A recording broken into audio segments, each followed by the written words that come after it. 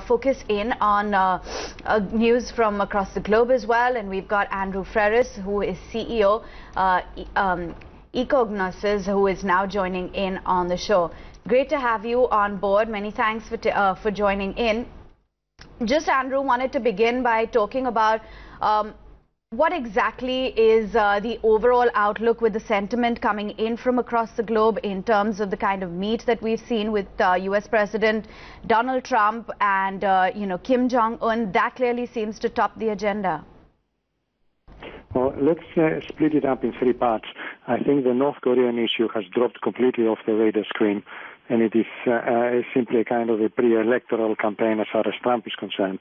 I don't think it has any importance whatsoever on sentiment in the markets, including that of South Korea. And actually, the Kospi index is doing quite well. It is 8% year-to-date up in US dollar terms. So clearly, they're not concerned. So let's forget about Trump and North Korea. The second point is what's happening, let's say, overall. Now, the markets have clearly recovered since the beginning of the year, in inverted commas. Both the Asian markets, the European markets, and the United States market, driven primarily by the expectation that the Fed has now stopped increasing interest rates.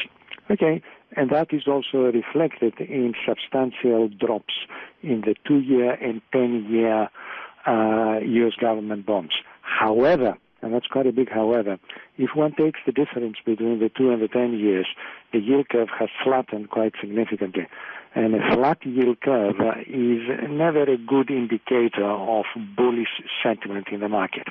Also, gold prices have gone up from about $1,200 to $1,300 in the last 4 or 5 months, and that always is a strange signal at the time that inflation is completely flat. If anything, inflation is much, much lower both in the European Union and in the United States than anywhere else. And last but not least, the currencies, overall, they have slightly recovered against the US dollar, precisely because of the expectation that United States interest rates will stop going up. Now, what this tells us? It tells us that the markets are pleased that interest rates are not going to go up, and that's just the sum total of that. I can't possibly extrapolate from that we are in for another bullish run, because the signs in the American economy are not particularly strong. There are still concerns over the extent and the likelihood of recovery in the Chinese market, and of course we don't yet have a resolution in inverted commas, a trade war between the United States and China.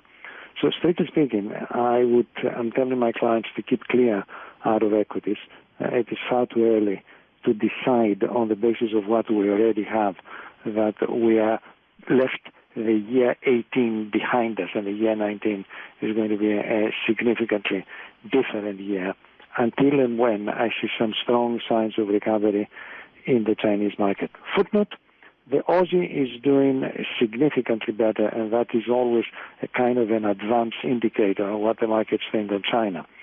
So overall, I'm not particularly excited. And as far as India is concerned, I note, of course, that year to date, the Nifty and the Sensex are actually the worst performing indicators in Asia. And that possibly reflects expectations about the April-May elections, in which Modi administration may just not be returned.